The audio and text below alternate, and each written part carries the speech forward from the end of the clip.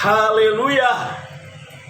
Salam sejahtera dalam kasih dan anugerah dari Tuhan kita Yesus Kristus. Kembali pagi hari ini saya akan menyapa Bapak Ibu saudara-saudari yang dikasihi Kristus dengan kebenaran firman Allah, dengan perikop cinta Tuhan yang kita kenal di dalam bahasa Greka adalah kasih agapao atau kasih agape atau kasih kepada Allah, yang terambil dalam kitab Ulangan pasal 6 ayatnya yang kelima. Bunyinya demikian: kasihilah Tuhan Allahmu dengan segenap hatimu dan dengan segenap jiwamu dan dengan segenap kekuatanmu. Tiga elemen penting yang disampaikan oleh Allah melalui perantaraan para nabi, terutama Nabi Musa, menyampaikan hal ini kepada jemaat Tuhan di zaman perjanjian lama. Pertama dikatakan, orang yang mengasihi Tuhan itu dengan segenap hati, itu pertama. Yang kedua, dengan segenap jiwa. Dan yang ketiga, dengan segenap kekuatanmu, saudaraku. Tiga elemen ini penting sekali untuk kita menjabarkan cara bagaimana kita mengasihi Tuhan, saudaraku. Cara bagaimana kita mencintai Tuhan. Alkitab berkata, pertama-tama orang kalau mengasihi Tuhan dilihat dari dedikasinya. Dedikasi dalam pengertian adalah pengabdi, pelayan, di mana seorang pengabdi, seorang pelayan, baik sebagai hamba Allah, sebagai umat Allah, mengerjakan pekerjaan dengan sungguh-sungguh dan bersukacita. Selain itu, orang yang dedikasi adalah dia pasti menaati firman Tuhan, apa yang disampaikan oleh firman Tuhan. Dan berikut sebagai bukti dia memiliki dedikasi di hadapan Allah karena cinta Tuhan, dia mengembangkan seluruh potensi dan talenta pada dirinya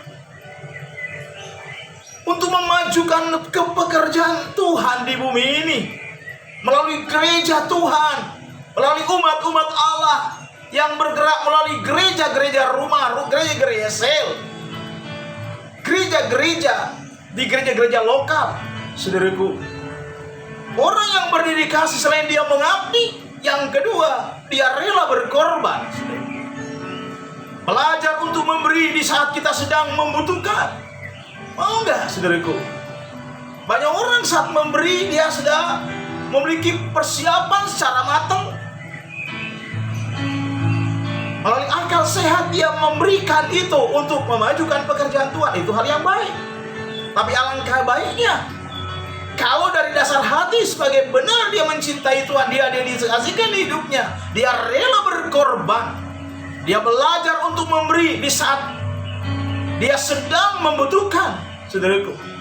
Meski dalam kondisi pas-pasan, tapi kalau Roh Kudus yang menggerakkan, dia buktikan sebagai wujud cinta kepada Tuhan, dia rela berkorban. Dia rela memberi di dalam kekurangan. Bukan nanti orang itu jadi kaya baru dia bisa memberi untuk pekerjaan Tuhan, tapi kepada setiap orang-orang percaya yang dipercayakan Tuhan dengan berkat yang cukup dalam keluarga, baik secara pribadi.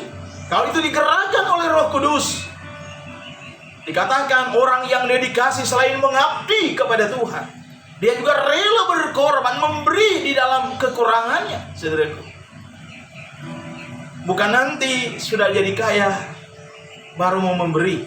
Justru kita belajar dari perkara kecil. Yang ketiga, alasan orang yang mencintai Tuhan sebagai dedikasinya kepada Tuhan, selain mengabdi, dia rela berkorban. Yang ketiga, persembahan. Persembahan artinya memberi dengan sukarela. Dan apa yang kita miliki, apa yang saya punya, apa yang saudara miliki, umat-umat Allah miliki, itu yang kita beri.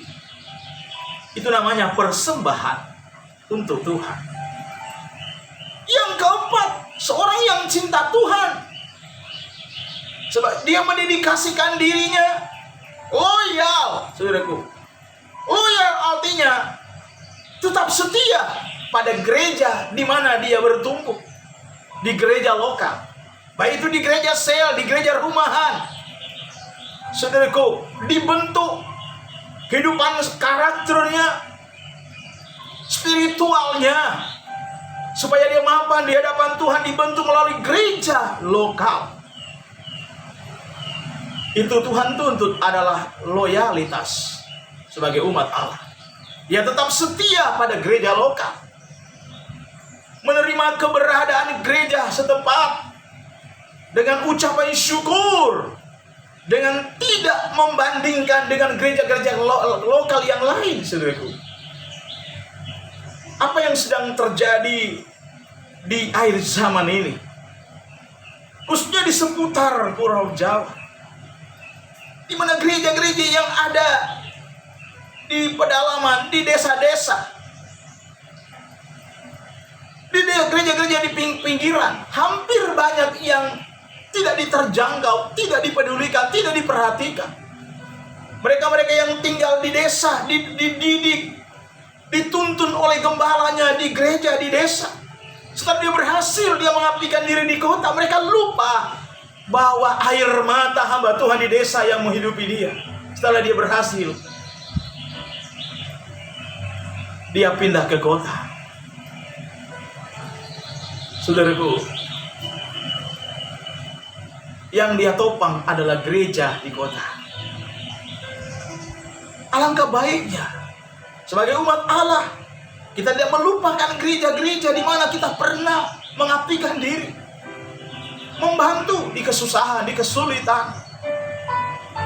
Saudaraku, ada banyak gereja-gereja hampir mati karena kurang kepedulian. Gereja-gereja besar, gereja-gereja yang permanen, super permanen, gereja-gereja yang punya orang-orang yang difasilitasi oleh Tuhan, raja-raja kecil dalam dunia, seharusnya mengabdikan diri dalam ladang Tuhan. Saudaraku, menopang gereja-gereja sel di pinggiran-pinggiran kota. Tapi unik sekarang, saudaraku, banyak yang terjadi di mana ada gereja-gereja besar.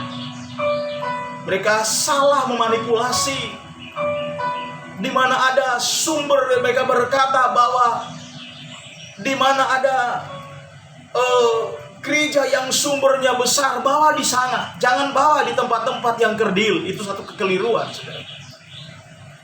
Justru itu mematikan gereja-gereja sel, gereja-gereja kecil di pinggiran-pinggiran kota. Sehingga tidak heran, beberapa tahun kemudian ada orang berkata, dulu sini punya Ka'bah Tuhan, tapi karena tidak diperhatikan oleh gereja-gereja yang sudah berhasil dalam pelayanan, gereja-gereja yang punya dana yang besar, yang seyogyanya mensponsori gereja-gereja pinggiran, yang ada justru mereka angkat gereja-gereja pinggiran, bawa di gereja-gereja besar. Itu sangat keliru di hadapan Allah. Karena itu gereja perlu, umat-umat Allah perlu loyal, dedikasi, cinta Tuhan. Dia mendedikasikan diri selain mengabdi, dia rela berkorban, dia membawa persembahan, dia loyal kepada gereja lokal. Itu yang benar di hadapan Allah. Tetap setia pada gereja di mana dia dituntun dengan kehidupan spiritualnya. Saudaraku, menerima keberadaan gereja setempat dengan ucapan syukur. Gereja dikatakan oleh Alkitab bukan sebuah gedung, tapi gereja adalah himpunan orang-orang kudus, mulai dari bilangan 2-3 orang sampai ratusan ribuan, bahkan jutaan umat-umat Allah. Tapi Tuhan menuntun dalam Matius 18 ayat yang ke-19, di mana ada 2-3 orang berkumpul atas nama Tuhan, itulah gereja yang benar. Kalau dia berkembang dari 20-30, itulah puji Tuhan. Gereja lokal, gereja sel. Kalau dia sudah atas 50, mulai ada pelayan majelis, bahkan 100 ke atas, dia akan membesarkan gereja-gereja kecil, mensponsori gereja-gereja rumahan untuk hormat kemuliaan bagi Tuhan semata-mata. Selain dedikasi, Tuhan mengajar gereja Tuhan di hari zaman mengasihi yang Tuhan Yesus kasihi. Apa yang dimaksud dengan mengasihi yang Tuhan Yesus kasihi, saudaraku? Yang dimaksud dengan mengasihi yang Tuhan Yesus kasihi adalah mengasihi jiwa-jiwa yang terhilang dan tersesat di dalam dosa. Bukankah Alkitab berkata, Tuhan Yesus mengingatkan para murid-muridnya, carilah domba-domba yang hilang dari umat-umatku Israel. Jangan cari di tempat-tempat yang lain. Cari umat-umat Allah yang pernah berjemaat, pernah menikmati kasih karunia Allah, tapi karena himpitan ekonomi, dia tidak memiliki iman yang berkualitas, dia dibawa oleh arus kesenangan dunia, hilang di tengah-tengah jemaat. Itu yang namanya jiwa-jiwa yang terhilang dan tersesat di dalam dosa. Itu wajib diselamatkan oleh umat-umat Allah yang diselamatkan oleh Tuhan.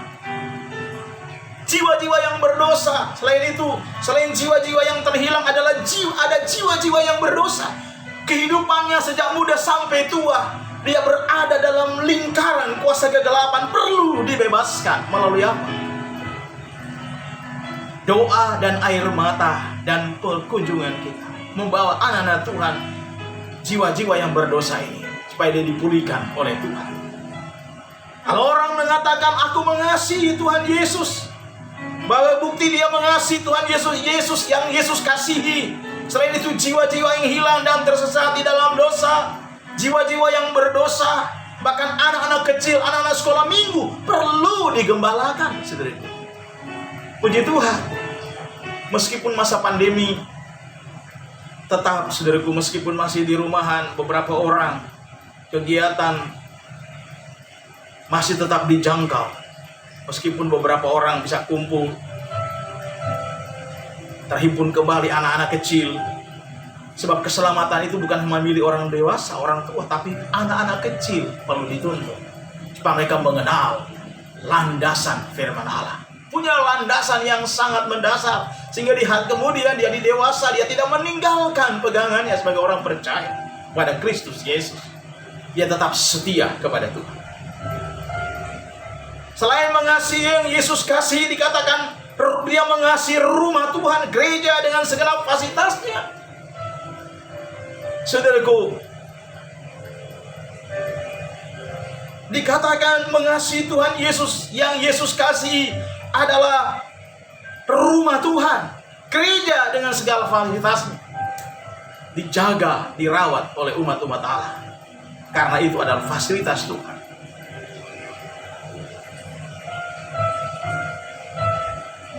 Selain itu, selain mengasihi Tuhan, yang Tuhan kasihi adalah mengenal isi hati Tuhan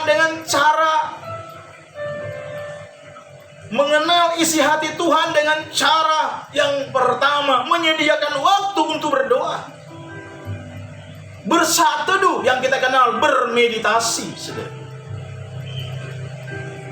menyediakan waktu untuk mempelajari Alkitab, membaca firman Tuhan setiap hari, baik dengan bacaan pribadi yang teratur maupun melalui komsel. Diskusi pun Alkitab itu hal yang baik. Puji Tuhan, kita sudah lakukan itu setiap hari.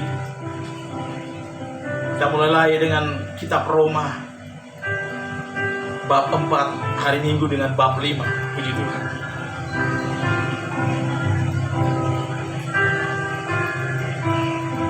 Selain itu, orang yang mengasihi Tuhan Yesus Kristus adalah mengasihi diri sendiri sebagai bait Allah, sebagai rumah Allah. 1 Korintus 3:16 berkata, bukankah rumah Allah adalah hidup kita, anak-anak Tuhan? Pribadi, setiap person pribadi di setiap orang percaya. Saudaraku, kita harus kasih diri kita sebagai bait Allah, sebagai rumah tempat kediaman Roh Kudus. Saudara, memelihara kesehatan tubuh dengan sebaik-baiknya. Puji Tuhan. Saya sendiri sebagai seorang hamba Allah menyampaikan khotbah kepada jemaat Tuhan. Saya bersaksi, saudara, dari beratnya 98. Masa pandemi ini, puji Tuhan, saya turun hampir 10 kilo. Puji Tuhan, tetapi sehat walafiat berkat pemeliharaan Tuhan yang maha dahsyat dan hebat itu. Sebagaimana saya menyampaikan firman Allah itu memelihara kesehatan tubuh dengan sebaik-baiknya. Yang mengkhotbahkan itu, saya sendiri juga praktekkan itu. Saudaraku, itu berhasil. Ya. Memelihara kekudusan hidup itu hal yang baik.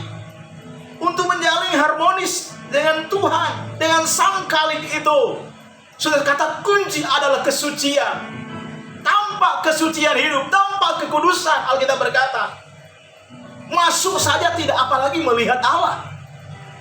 Karena itu, standar daripada mengasihi Tuhan adalah selain memelihara kesehatan secara alami, memelihara kekudusan hidup secara rohani. Dan mengasihi sesama. Mengasihi sesama antaranya adalah saling melayani, mengembalakan dengan cara mendoakannya, mengunjungi kalau perlu, saudaraku. Meskipun terkadang mungkin pintu tidak dibuka, tapi sebagai anak Tuhan, kita jangan apatis, mengunjungi dengan kasih dan cinta Tuhan, dengan senyum saja. Buat anak-anak Tuhan yang lagi lemah, dia boleh bangun kehidupan rohaninya, saudara. Menggembalakan dengan cara dikatakan tadi, mendoakan, mengunjungi, memperhatikan sesama anak Tuhan, saudara. Itu dia bekerja gembala praktekkan. Masa pandemi ini, kemurahan Tuhan, Tuhan kirim burung gagak.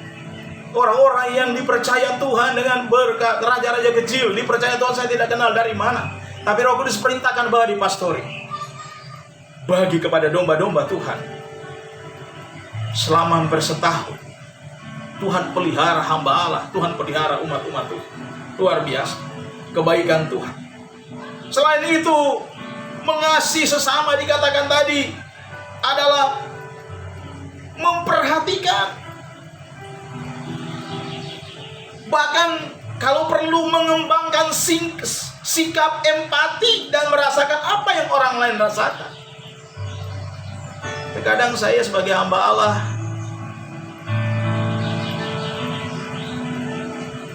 sudah diberkati Tuhan, jemaat Tuhan itu, tapi ada yang tidak berterima kasih kepada Tuhan. Suruh ibadah, angel, suruh kebaktian, alasan hari Minggu tidak ada yang jaga cucu, tidak ada yang jaga anak. Pada waktu belum ada anak, belum ada cucu, memohon belas kasihan Tuhan supaya Tuhan beri keturunan. Saat Tuhan berkati, ada banyak alasan-alasan yang mendasar.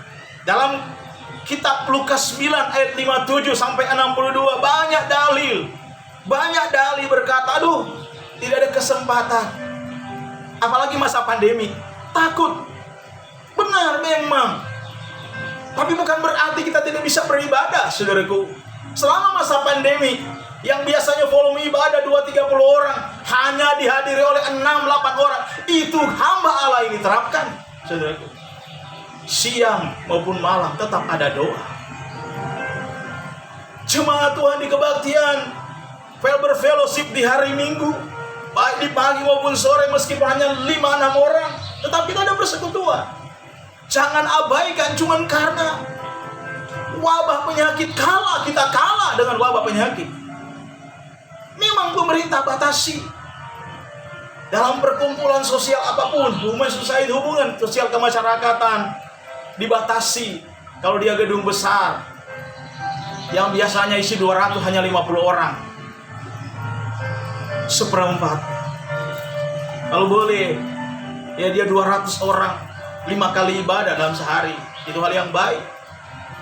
Kalau di jemaat hanya masih bisa hitung dengan jari, hanya dia sekitar standar 35 orang, boleh kita buat 3 kali sehari. Itu gereja lokal telah kita lakukan. Terima kasih kepada Tuhan, kepada umat-umat Allah yang menaruh cinta dan kasih sayang terhadap Tuhan. Dibuktikan mereka empati kepada Tuhan, mereka diberi kerinduan untuk mencari hadirat Allah. Itu yang diperhitungkan oleh Tuhan. Jangan kita pernah berdalih. Sengat maut kita takut, tapi datang kepada Tuhan kita tidak mau. Sudah tidak mau berkumpul. Ibrani pasal yang ke-10 ayat yang ke-25, jangan kamu meninggalkan pertemuan-pertemuan. Ini kata firman Allah, bukan kata gembala. Pertemuan di era new normal ini disebabkan karena penyakit menular ini yang dibatasi volume manusianya. Tapi itu beribadah diizinkan oleh Tuhan melalui pemerintah. Saudara, kita jangan abai dengan waktu Tuhan, waktu berdoa, waktu memuji, menyembah Tuhan. Bangun worship di rumah. Kalau kita tidak bisa bersekutu kumpul karena rasa takut dengan kondisi dan keadaan, tidak menjadi masalah. Itu legalitasnya diakui. Tapi jangan tidak ada worship dalam rumah. Hari Minggu tidak beribadah, tapi hari Minggu masih dolan-dolan sana kemari. Tidak hargai, tidak hormat waktunya tuh. Padahal Tuhan berkata, selama 6 hari aku memberkati engkau, tapi 1 hari adalah sabat dari Tuhan. Bagi Tuhan, berilah untuk Tuhan. Sebagai bukti kita mengasihi Tuhan. Berilah waktu kita didamaikan dengan Tuhan. Jangan beralibi seperti katakan dalam Injil Lukas pasal 9 ayat yang ke-57 sampai 62. Yang Tuhan rindukan dalam hidup, bukti cinta kasih kita kepada Tuhan. Yang pertama adalah dedikasi kita. Yang kedua, mengasihi yang Tuhan Yesus kasihi. Yang ketiga, mengenal isi hati Tuhan dengan cara menjadikan waktu untuk datang bersekutu dengan Tuhan. Mengasihi diri sendiri sebagai bait Allah dan mengasihi sesama. Itu kata kunci kita mengasihi Tuhan. Sehingga dengan demikian, ketika kita melakukan hal itu, roh kita tidak menuduh kita, karena roh kita taat dan patuh kepada Tuhan. Karena memang kita berkata, aku mencintaimu Tuhan, dengan cinta yang dari Tuhan, yang dikenal dengan kasih agape, kasih vertikal, kasih kepada Allah. Sebaliknya, kasih Allah kepada kita manusia. Demikianlah firman Allah yang kami sampaikan pada pagi hari. Kiranya Tuhan memberkati kita semua pada pagi hari. Mari kita tunduk kepala, kita berdoa. Bapa yang baik, dalam nama Tuhan Yesus Kristus, kami rindu biar gereja Tuhan di air zaman semakin mencintai-Mu Tuhan. Meskipun diperhadapkan dengan wabah yang sangat menakutkan ini, tidak mengurangi rasa cinta kami kepada Tuhan. Dibuktikan kami memberikan waktu yang terbaik buat Tuhan. Kami memberikan waktu yang terbaik buat hidup kami didamaikan dengan Tuhan melalui persekutuan kepribadi keluarga kami dengan Tuhan. Terima kasih Bapa. Apabila kami bersalah, kami ada banyak kekurangan, kealpaan, kami mohon Engkau ampuni segala kekurangan, kealpaan kami. Biar Roh Kudus bimbing dan tuntun kami. Biar di minggu-minggu mendatang, di bulan-bulan mendatang, Tuhan, kami semakin peka terhadap Tuhan. Kami semakin setia kepada Tuhan. Terima kasih Bapa. Meteraikan firman Allah yang hamba sampaikan pada pagi hari. Di dalam nama Tuhan Yesus Kristus, kami berdoa dan mengucap syukur. Haleluya. Amin. Shalom. Tuhan memberkati kita semua pagi ini. Haleluya.